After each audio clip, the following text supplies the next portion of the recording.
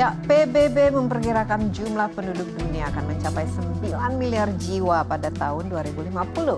Stok pangan pun menjadi permasalahan yang sangat serius. Produksi pangan dunia harus ditingkatkan minimal 50% untuk mencukupinya. Namun laju perubahan iklim merupakan ancaman nyata yang diprediksi akan berdampak pada berkurangnya lahan pertanian dunia hingga 25%. Nah, perubahan iklim juga mengancam terwujudnya dunia nol kelaparan pada tahun 2030 sebagai target dari SDGs atau Sustainable Development Goals. Nah, Insight kali ini akan membahas sejauh mana dampak perubahan iklim akan mempengaruhi ketahanan pangan dunia, terutama Indonesia. Bersama saya, Desi Anwar.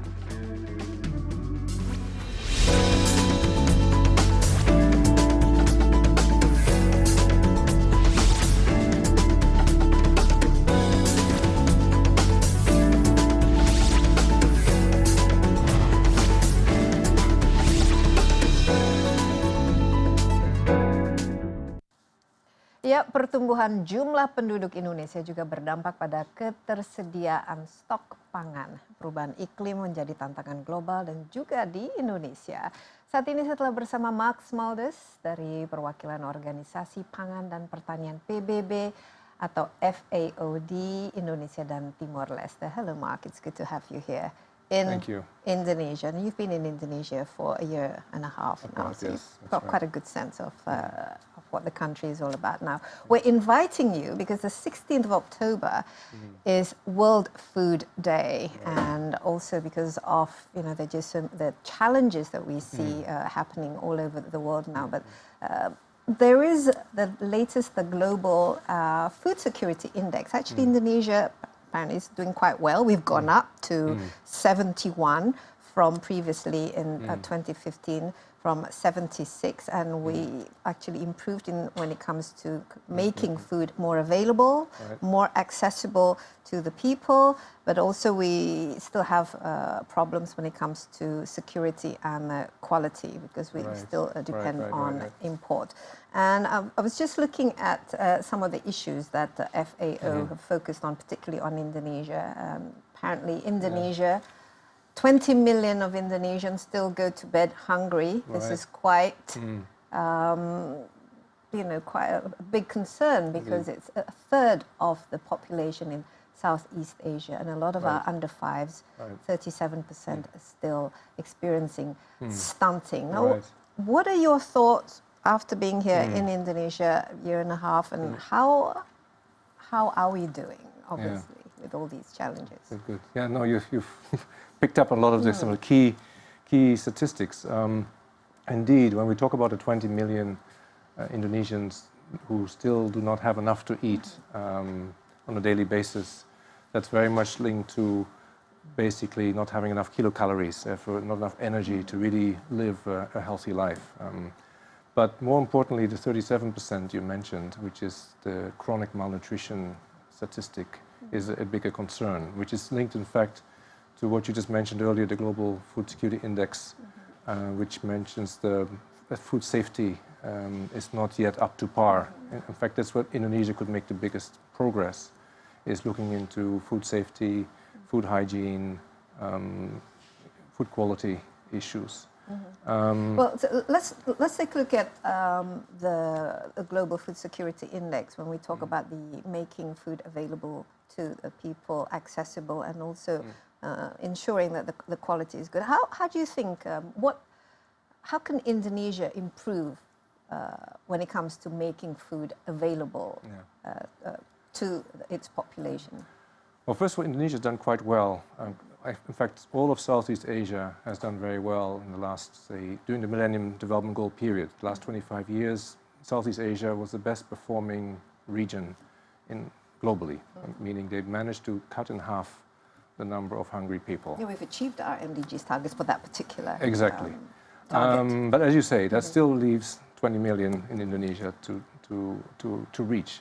Now, a lot of these, of course, are all linked at extreme poor. I mean, there's still a lot of rural areas where there's a lot of poverty, and so the hunger, the not being able to acquire enough food is linked also to rural poverty. We have to know that more than 80% of all farming families are in fact net buyers of food, I mean, they might produce some, but most of the Indonesian farmers have very small fields. So, and they can't even produce. They're not very productive. Well, they're relatively productive, but it's not enough to make a living. So the idea is that you actually need to consolidate some of the, especially the rice fields, but also other crops to be able to introduce mechanization and more modern, let's say, more intensive farming techniques. And the other thing, accessibility is also a challenge, especially given Indonesia's vast geography. We're very scattered. And how do you see the improvement? President Jokowi has put a lot of emphasis on infrastructure. Obviously, we need it here in Jakarta, but just as much in the rural areas as well. A lot of food goes to waste because it can't make it to market on time, especially fresh fruits and vegetables, which are so important for a good diet. Simply do not, there's not enough infrastructure, markets, processing, cold storage facilities. That really needs a lot of attention. In fact, I say there's 3 issues that I've realized need most attention in Indonesia when it comes to food and agriculture, broadly speaking. One is the profitability in agriculture. I mean, farmers need to become more profitable to be able to make a better living.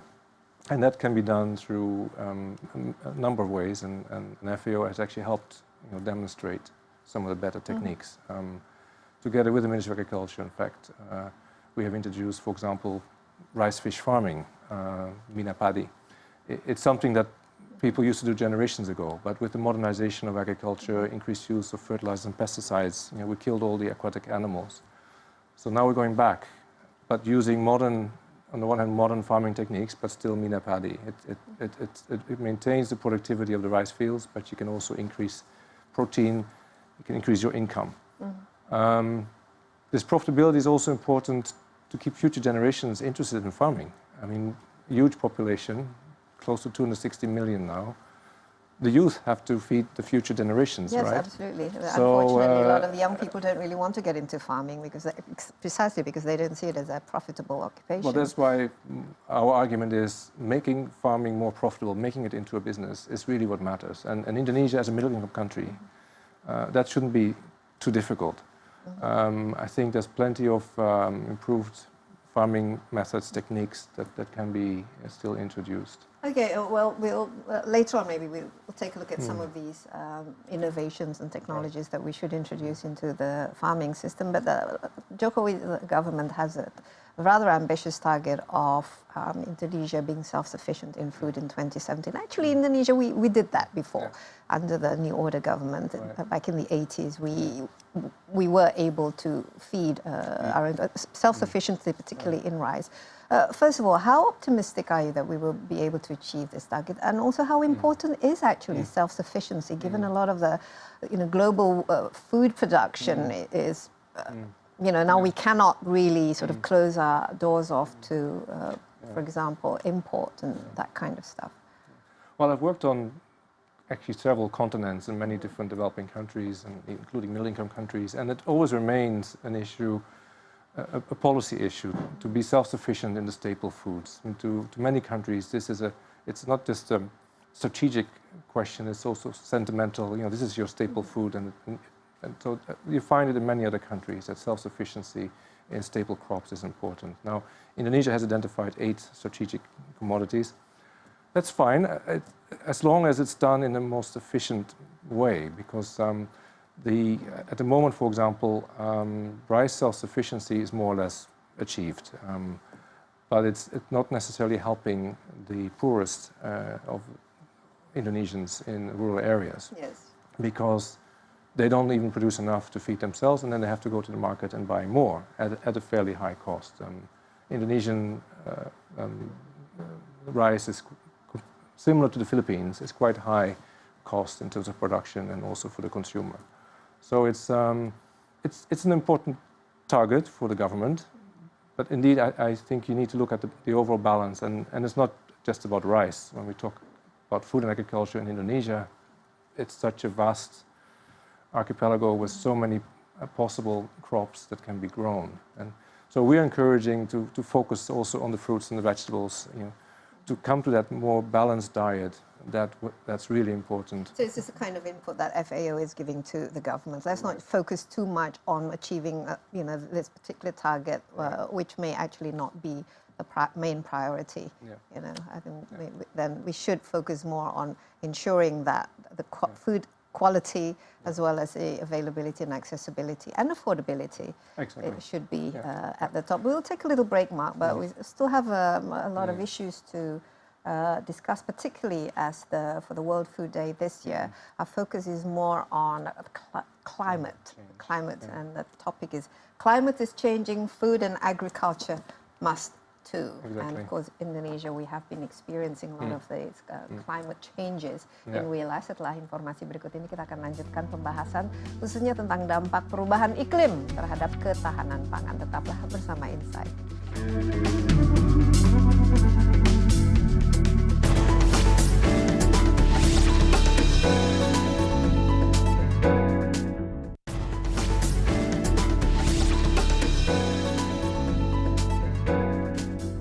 Ya, kita lanjutkan pembahasan khusus mengenai dampak perubahan iklim terhadap ketahanan pangan bersama Mark Smulders Perwakilan Organisasi Pangan dan Pertanian PBB atau FAO untuk Indonesia dan Timor Leste.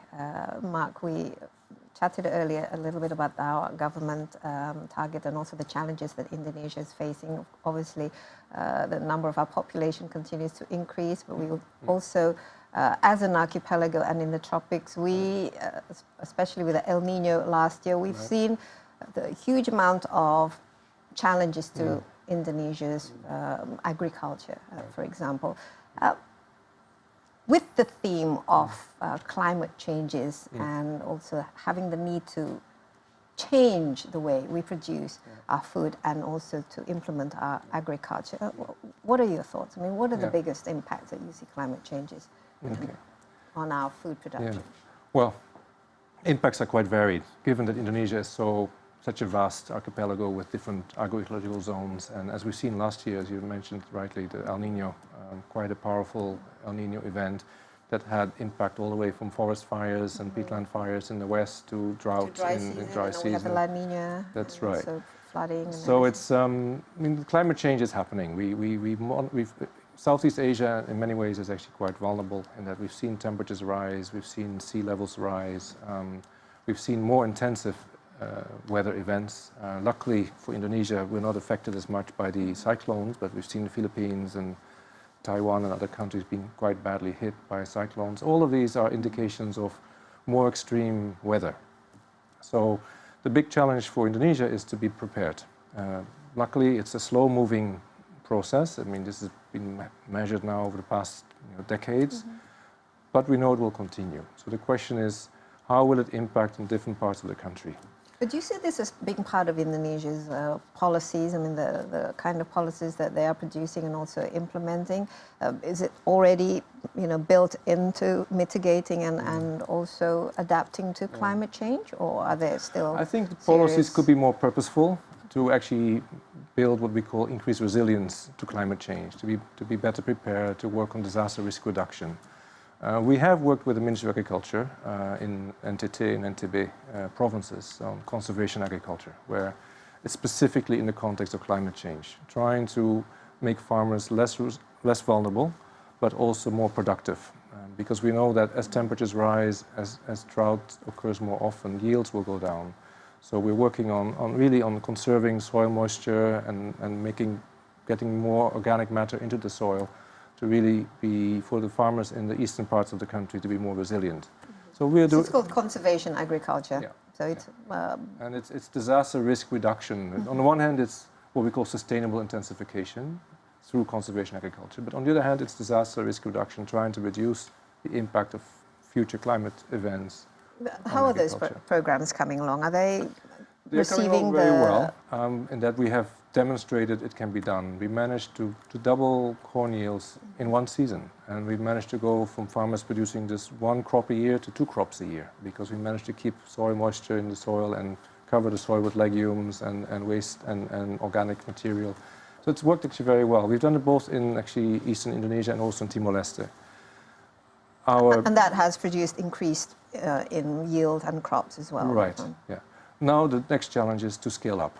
So we've been talking to the governor of NTT, we've been talking to the ministry here, Ministry of Agriculture, and our desire now is to work with the government to scale up and to basically get more farmers engaged. And we've worked with about close to 6,000 farmers so far in 4 islands, NTB and NTT, Lombok, Sumba, Timor, and Sumbawa.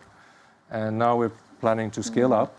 Of course, there's millions of farmers that could benefit from conservation agriculture. Okay, other than farmers, obviously, the climate change, and it has already affected, for example, our oceans and our fishing industry and the amount of fish and also seafood that we have. And the other thing is also the land with deforestation and also a lot of the land degradation and increasingly depleted, and also the amount of land which remain to grow crops is being reduced. Now, what kind of things can be done in order to actually increase productivity in those areas? Yeah.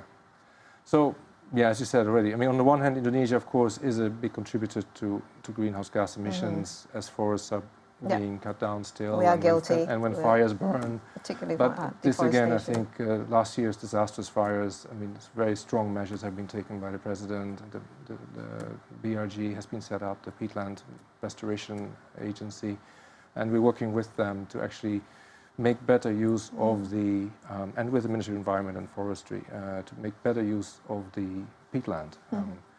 Peatland, of course, drying the peatland is asking for trouble. It's a challenge in itself. It also, well, with rising sea levels, peatland that's dry will subside, and then eventually it will become salinated, and you won't be able to use it at all. So the challenge is for the peatland to remain productive, to keep it wet. In the end, they are wetlands, but they can be used productively. And I think the government, because they have this peatland recovery program, that they will focus more on actually restoring peatland to its proper use.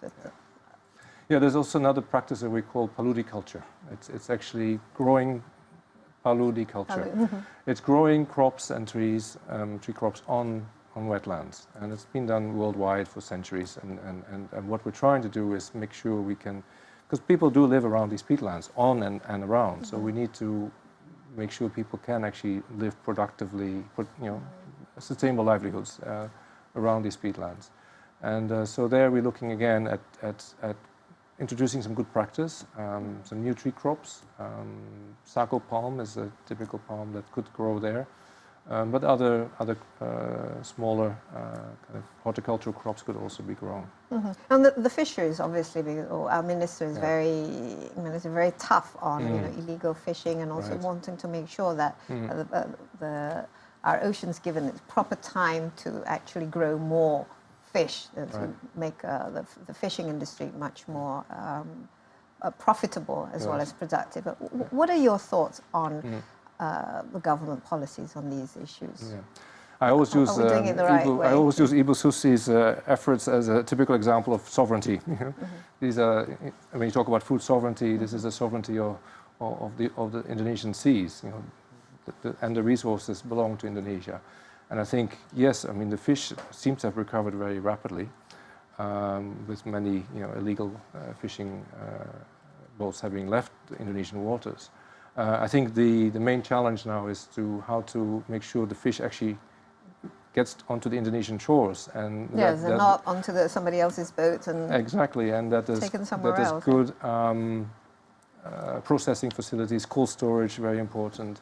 So what we call the value chain, so that the fish can be captured, can be processed, and can be brought to the cities, to the consumers. And can also improve our fishermen, their livelihoods can be increased and made much more profitable. Exactly. Okay, we'll take another break, but we will continue our conversation. Setelah informasi berikut ini, kita akan lanjutkan pembahasan mengenai ketahanan pangan. Tetaplah bersama Insight.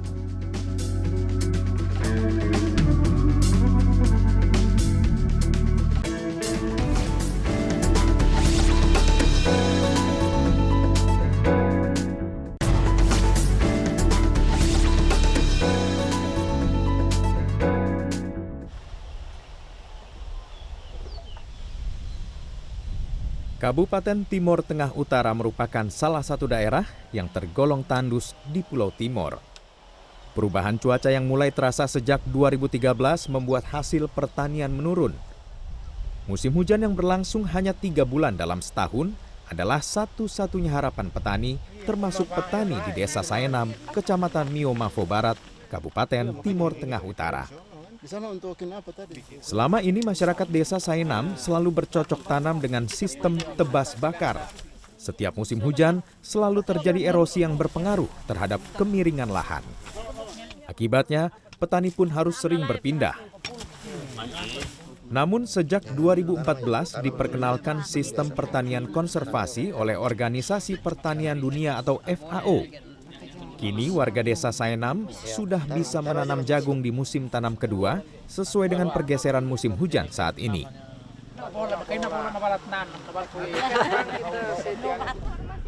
Dalam pertanian konservasi, petani melakukan sistem olah lubang. Dengan alur tunggal, petani membuat lubang dengan ukuran 40 x 40 x 40 cm. Lubang tersebut bisa dimanfaatkan berulang kali. Setelah ditanami, lubang kembali ditutup tanah setengahnya, lalu dicampur dengan pupuk kompos, kemudian ditutup lagi dengan tanah. Dengan cara ini, unsur hara akan tetap terpelihara dan tidak lagi terbawa erosi bila hujan. Program pertanian konservasi ini membuat para petani muda tertarik untuk menjadi petani di Desa Saenam. Saat ini, sudah ada lebih dari 20 orang petani muda yang menanam jagung di lahan kering di Desa Saenam. Profesi petani kini menjadi pilihan karena pekerjaannya relatif tidak berat dan penghasilannya memuaskan. Sejak MTM datang 2014 itu kami yang coba pertama di kebun kami tanam jagung, terus hasilnya sangat bagus. Kalau sekarang hasilnya 1 sampai 2 juta. Per sekali tanam? Per panen sekali tanam. Tahun lalu, hasil 2 kali masa tanam cukup baik, antara 2,3 sampai 2,4 ton per hektar. Baik terhadap teknologi baru yang dikembangkan oleh FAO bersama petani di Nusa Tenggara Timur, saya tentu menyampaikan terima kasih. Terlebih dahulu saya menyampaikan terima kasih. Teknologi ini sebenarnya sudah ada dulu juga. Hanya bagaimana mengembangkannya secara baik dan secara luas itu yang belum dilaksanakan. Hingga Juni 2016, pertanian konservasi telah diadopsi di 27 desa yang tersebar di 5 kabupaten di Pulau Timor, yaitu Kabupaten Kupang, Timor Tengah Selatan, Timor Tengah Utara, Belu, dan Malaka. Sudah 2.788 petani yang menerapkan sistem olah lubang dengan luas lahan mencapai 168,2 hektar. Data Badan Pusat Statistik menunjukkan penurunan angka urbanisasi di Kecamatan Miomavo Timur, Kabupaten Timor Tengah Selatan. Pada 2013, jumlah warga yang mencari pekerjaan di luar Kecamatan Miomavo Barat sebanyak 228 orang.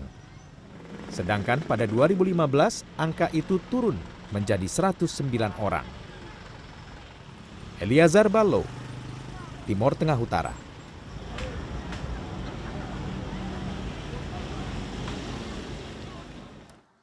Ya, kita masih lanjutkan pembahasan tentang ketahanan pangan bersama Mark Smulders dari FAO, Perwakilan Organisasi Pangan dan Pertanian PBB untuk Indonesia dan Timor Leste. And Mark, SDGs, which begins in 26 Sustainable Development Goals, we have a target of zero hunger by the year 2030, including in Indonesia, we hope. So tell me a little bit more about the work that the FAO is doing in Indonesia and what kind of strategies or input that the FAO has, particularly for the government of Indonesia, to make sure that we can meet these targets that we have committed to, and one of which is including zero hunger in 2030, as well as 2017 in our food sovereignty.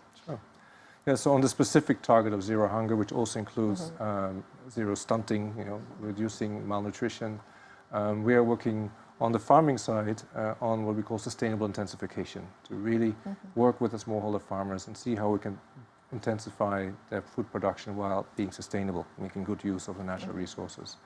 This is necessary, again, as we discussed earlier, because Indonesian farming has to be seen as being profitable, to keep also future generations interested in farming, and so that the youth can see that we can, there's something to be done.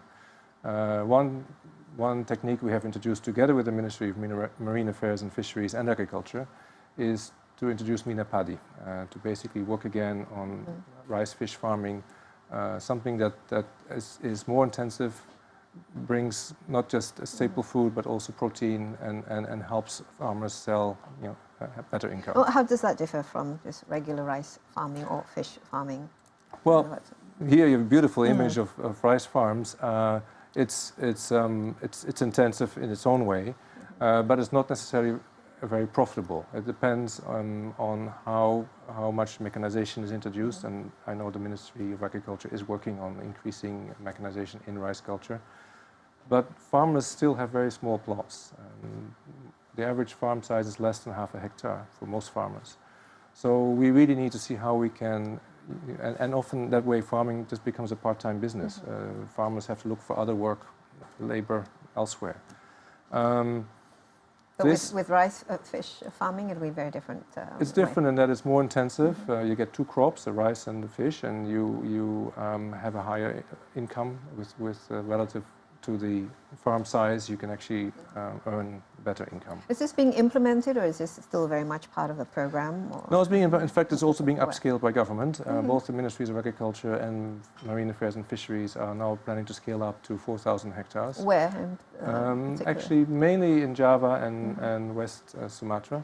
It's because it's mainly where the rice production is most productive that we believe we can also further increase productivity through introduction of the fish farming. You also need a market for the fish. We can't produce a lot of fish and then there's no market. So we are working on what we call the value chain as well to make sure that... Is this scalable to other parts of Indonesia other than Java?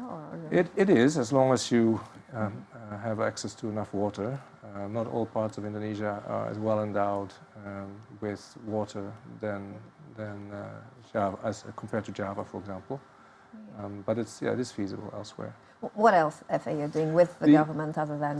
again, I think we're looking in making agriculture more profitable, also looking at cost reduction. So we have something, again, a technique that was introduced in Indonesia 3 decades ago and went all around the world. It's called IPM, Integrated Pest Management. And we're kind of bringing it back to Indonesia and reminding Indonesians that this is a very good technique to help reduce the impact of pests and diseases on the farm. It's more intensive. It requires closer attention to the rice fields as people need to monitor the pests. The idea is not to just spray your crop every so many weeks, whatever is recommended by the pesticide companies, but to be more careful about whether any pests in the fields in the first place. And it's really about helping to, say, produce rice in a more sustainable way. Another technique is the conservation agriculture. Yes, and you mentioned earlier. That's right. So what does it involve? New technologies or innovation in what areas? Well, conservation agriculture basically is about minimum soil disturbance. We tend to think we need to plow the soil and so on, but in fact we found out that can be quite destructive to the soil structure. So the idea is to have minimum soil disturbance, bring more organic matter back into the soil, and this is quite important, particularly for parts of Indonesia where that are more drought prone, and so we're looking mainly like for also the eastern in part eastern of parts, Indonesia, like NTT. You mentioned NTT and NTB. Exactly. How has it been? I mean, what does it actually involve? Do you have to actually teach the farmers, and what is the role of the FAO in this instance? Well, we use what we call farmer field schools and demonstration plots, and basically the idea is that farmers themselves experiment. Indonesia is full of farmer groups. That's how farmers are organized. So we work with the existing farmer groups and we set up some basically research plots and we try out different improved techniques and then they see for themselves that it works and then they will apply it on their own fields. Others who come by the farm might pick up on it as well. So we've actually now worked with I think 260 farmer groups, about 6,000 farmers, and about 4,000 additional ones have picked up on it. So it's through self-discovery, if you want. People through farmer field schools learn about new techniques, and then it's about scaling up investment. And they're quite excited about this, and then They are. this is something that they want to do in the Yeah. long term, and something that can be copied from by other farmers in similar areas. Indeed, no. I've just was actually in TTU in Timor, near the border with Timor Leste, and we found farmers working at 1,000 meters elevation who'd never had a second crop before, and they managed to produce a second crop of corn, mixed with what we call cover crops, legumes, and it's worked very well. Okay, well that's good. So, and this aspect of food security is actually something that is doable in Indonesia if done It is. properly, there's and plenty. if it's actually implemented. We'll take another break, Mark, but we will continue setelah informasi berikut ini. Kita akan lanjutkan pembahasan khusus mengenai ketahanan pangan. Tetaplah bersama Insight.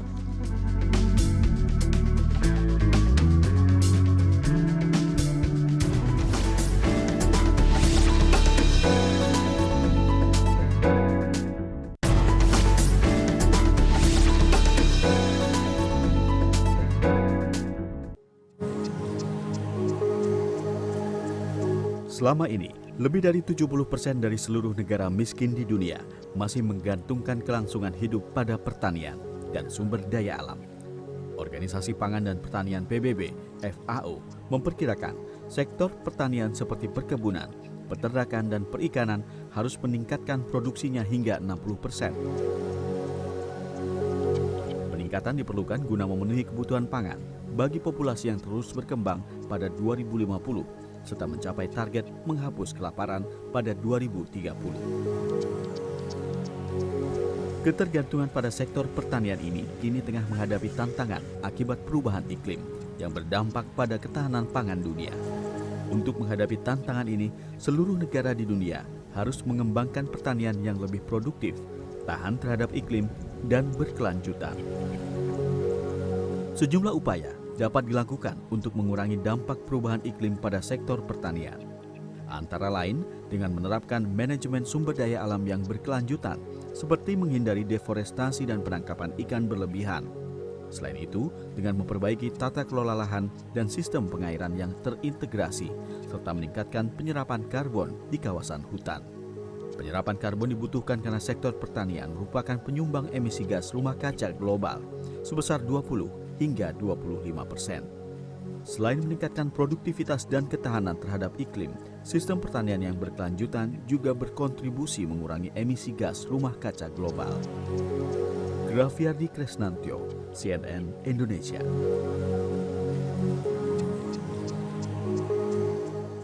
Ya, kita lanjutkan pembahasan mengenai ketahanan pangan. Saya ditemani oleh Mark Smulders dari FAO, Perwakilan Organisasi Pangan dan Pertanian PBB khusus untuk Indonesia dan Timor Leste. We touched a lot on what FAO is doing and some of the programs that can actually help Indonesia increase its productivity, food productivity, as well as introducing what you mentioned, new, innovative ideas, sustainability, climate change, poverty reduction, ending hunger. I mean, these are the kinds of things that we need to focus on. I mean, tell us a little bit about how difficult or what are the challenges in actually working with the Indonesian government as they try to implement their policies, and because we have different ministries with different ideas. For example, when it comes to farming, the Ministry for Agriculture would say one thing, and then when it comes to other policies such as the beef, the cattle industry, there's another policy, and then the fishery is another policy, and of course these are all very very important. And how do you collaborate? How do you quite work complex, together? as we have quite a broad mandate. We work with 4 ministries, main technical line ministries, apart from working with Bapanas and others. Ministry of Agriculture, Fisheries, Marine Affairs and Fisheries, Environment and Forestry, and also Rural Development, the Ministry of Villages. Yeah. So it's quite it's a big mandate, and in many ways we're a small player.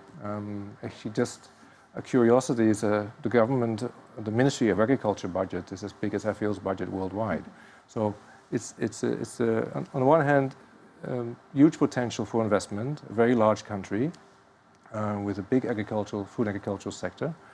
And so how can we make a difference? And I think that's it's a challenge in that there are many interesting new techniques that we can introduce, and we are working on, as we've just discussed. But then the question is, okay, how do we scale up?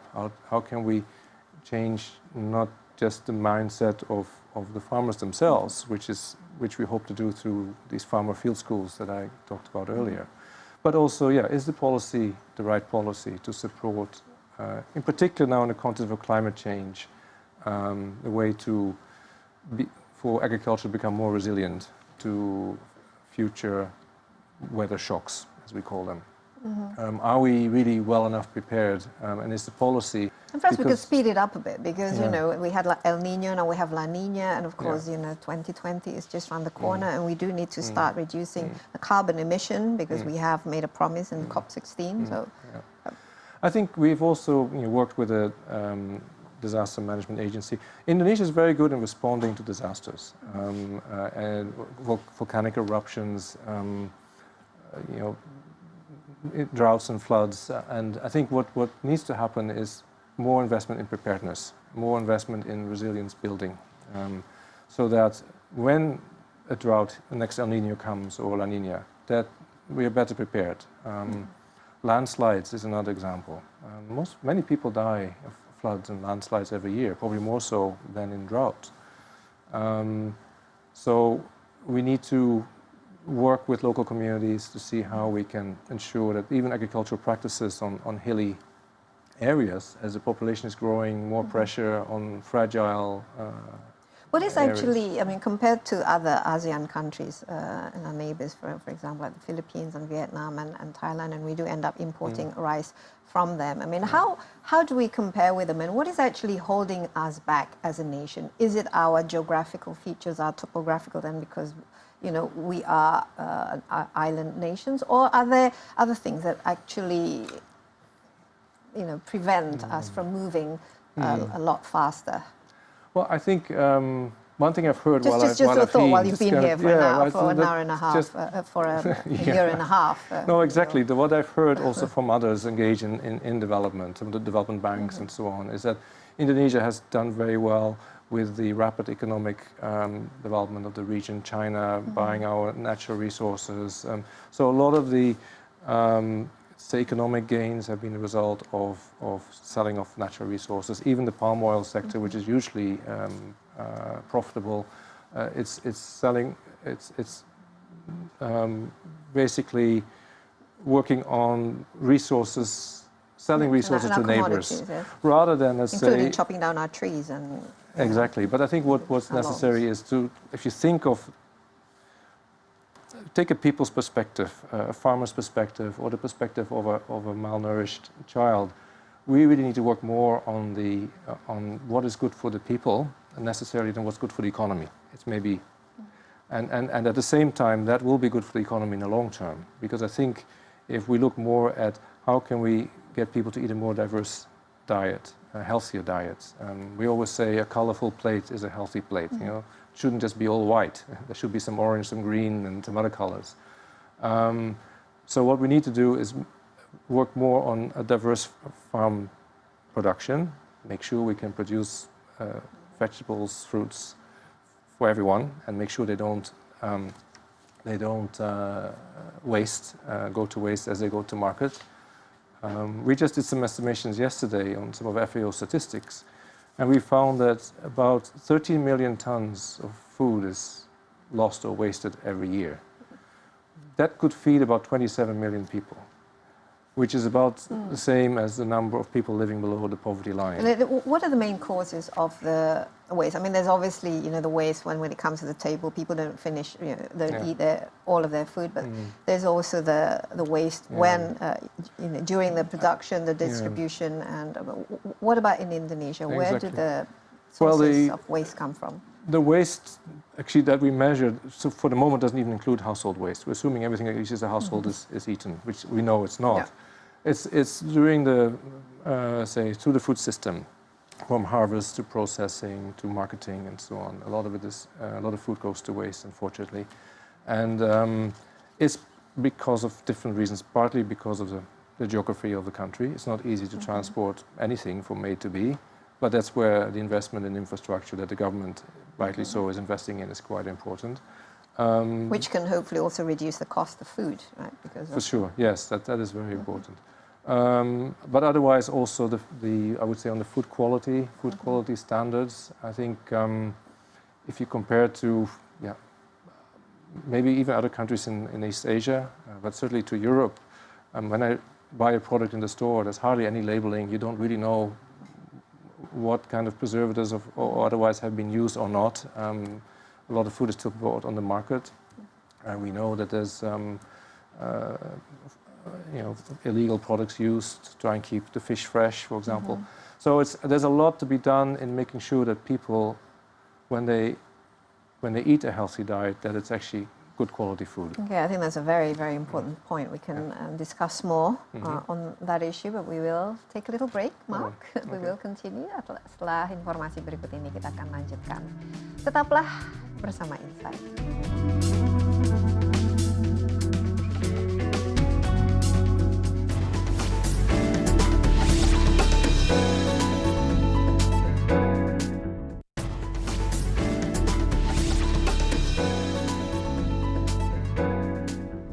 Ya, kelaparan masih menjadi tantangan utama dalam pembangunan di dunia. Padahal produksi pangan di seluruh dunia sangat melimpah dan lebih dari cukup. Hal ini mendorong Organisasi Pangan dan Pertanian PBB FAO untuk membuat sistem pangan untuk mengurangi kehilangan pangan dan limbah pangan di negara berkembang maupun negara maju. Nah, seberapa besar ya limbah pangan dan pangan yang terbuang di seluruh dunia? Saya berikan sedikit ulasannya.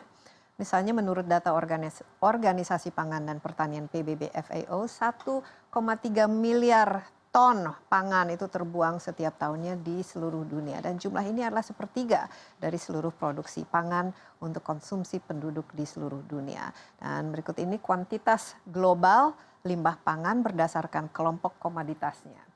Kita lihat misalnya untuk komoditas serealia, konsumen di negara-negara maju itu membuang 286 juta ton produk pangan serealia setiap tahun. Sementara itu untuk komoditas dari produk dari susu atau dairy products di Eropa saja 29 juta ton produk berbahan dasar susu itu terbuang setiap tahun. Luar biasa jumlahnya. Dan kemudian ikan dan pangan atau hasil dari laut, 8% dari seluruh tangkapan ikan global itu dibuang kembali ke laut, umumnya dalam kondisi mati atau rusak. Kemudian sayur dan buah-buahan. Nah, dari seluruh komoditas sayur dan buah-buahan yang dihasilkan ternyata 45% terbuang sia-sia begitu saja. Untuk daging, dari 263 juta ton produksi daging global, lebih dari 20%-nya terbuang. Dan terbuangnya berbagai komoditas pangan juga berdampak tentu saja pada terbuangnya sejumlah sumber daya, antara lain misalnya air, lahan, energi, serta modal dan tenaga kerja. Ya, seberapa besar dampak terbuangnya pangan terhadap kebutuhan pangan global dan sektor lainnya? Kita masih bersama dengan Mark Smulders dari FAO, Perwakilan Organisasi Pangan dan Pertanian PBB untuk Indonesia dan Timor Leste. Nah.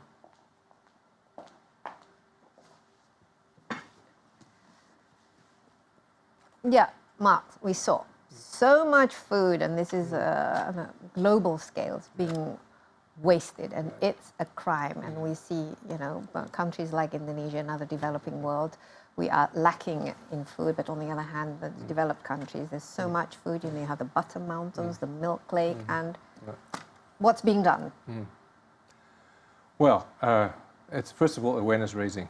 I think very few people talked about food losses and waste a few years ago, and it's become a big topic, especially since these huge numbers have come out. And basically, we've always said there's enough food to feed the world, but it's just not well distributed. Well, we found out it's not just a question of distribution, it's also a question of not wasting as much. So there's a lot of emphasis now on how can we do better. In the Western world, what I would say in the developed economies, it's a question of not being so picky about what you throw out, rather than in the supermarkets, for example, a lot of good food gets thrown out simply because it doesn't look good anymore, not because it's not tasty. Here, of course, it's a different dimension in that food is wasted because of inefficiencies in the system. The food system, the processing, the cold storage facilities may not be as good as they should be. A lot of local markets, which on the one hand is good for people having access to fresh food. On the other hand, there's also a lot of food wasted and maybe not as safe as it should be. So I think this is an area where it's something that Indonesia is very much aware of, but I think where there is room for investment.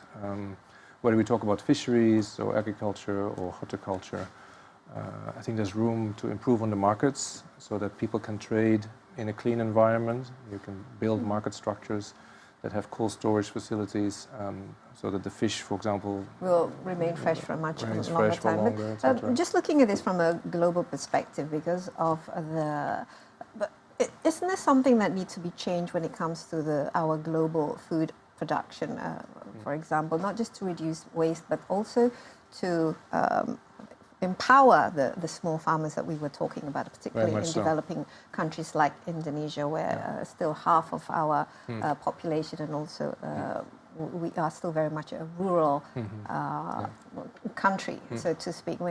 Isn't there any way that the global food production can be, we focus more now on local, getting stuff which is freshly produced and locally made, that would reduce the carbon footprint, because, for example, the beef industry, it's one of the biggest producers of carbon. And also the other thing is to stop, for example, China, for example, you go to Indonesian local supermarkets, there's all these fruits from China, all these, products from China sold very cheaply, and it's a challenge to us becoming much more self-sufficient and sovereign, as well as secure in our food production. Yeah. No, you mentioned a number of interesting points. One point that you mentioned is empowerment is very important.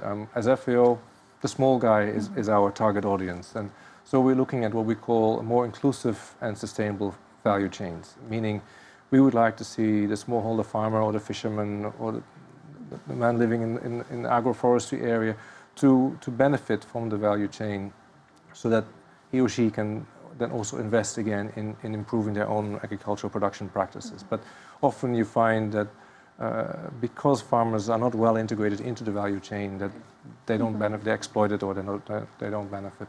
But you mentioned the other product, an interesting product that came to mind when you talked about China, is seaweed. Indonesia, I think, has overtaken Philippines now to be the largest seaweed producer in the world. But when we go to the rural areas, we found that there's no differentiation in quality. There's one buyer. So first of all, the people growing the seaweed don't really have much of a choice. There's one price, one buyer.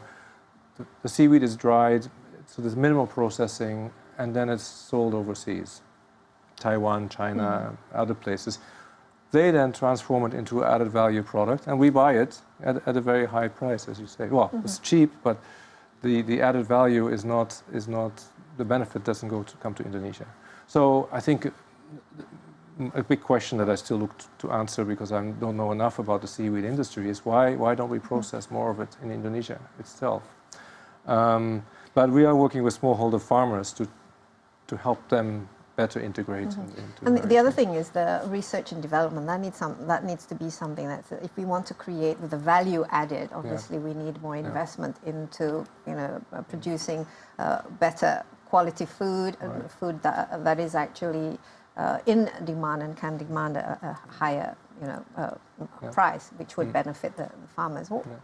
Is this something that the FAO also teaches? Yes, we transfer do. of knowledge, the technology, and actually increasing the capacity of these farmers. It's we have a program that we have started with the Ministry of Villages and Rural Development, where we look at 3 value chains, as I just mentioned, seaweed, but also corn and beef.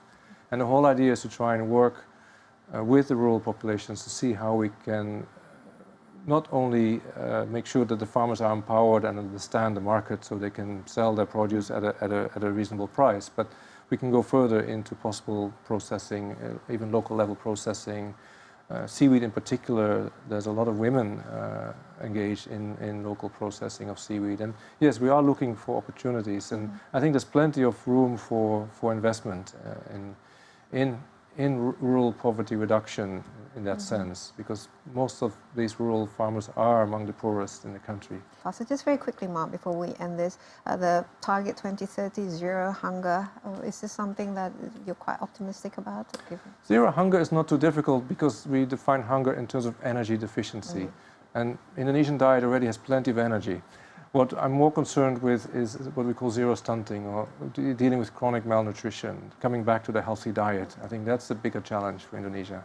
Okay, and this is something that I think the government really need to pay greater attention to, making sure that we don't have just enough food, but good quality food, and certainly food that doesn't cause us diseases. Exactly. Okay, Mark, Very thank good. you so much. Thank you. And ya, laju perubahan iklim ya telah menjadi ancaman nyata di bidang pertanian yang dapat berakibat fatal pada kecukupan stok pangan dunia. Tapi di sisi lain kelaparan dan kekurangan nutrisi itu juga masih menjadi masalah global.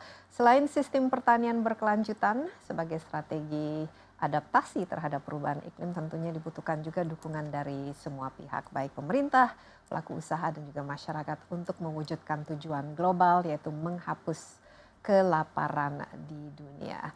Ya, demikian insight kali ini. Jangan lupa saksikan kembali insight besok bersama saya Desi Anwar. Sampai jumpa. Bye-bye.